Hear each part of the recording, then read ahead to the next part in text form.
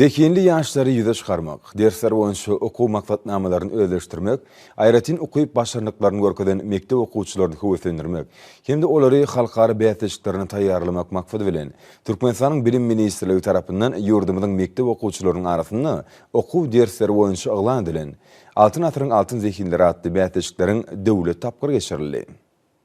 Yurdumyzda ösüp gelýän ýaş netliň tebigy zekin başarynyna doly ýüze çykarmak, ösürmek we olaň ilim bilme höwesini artdyrmak urunna netijeli işler alınıp barylýar. Muňa mektep okuwçylarynyň arasyna geçirilýän däbi urulan ders bäýatleşiklerim aýdym misallar.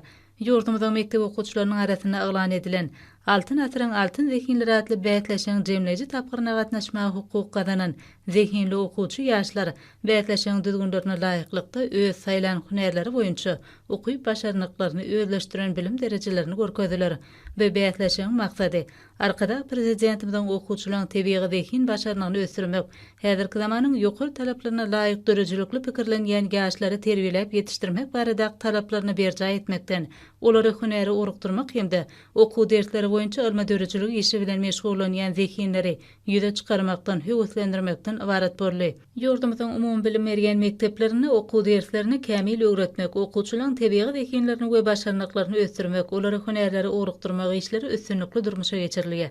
Şonuň üçin Türkmenistanyň Bilim Ministrligi tarapyndan mektep okuwçylarynyň arasyna zekin bäýatleşikleri ýygydarly geçirilýär.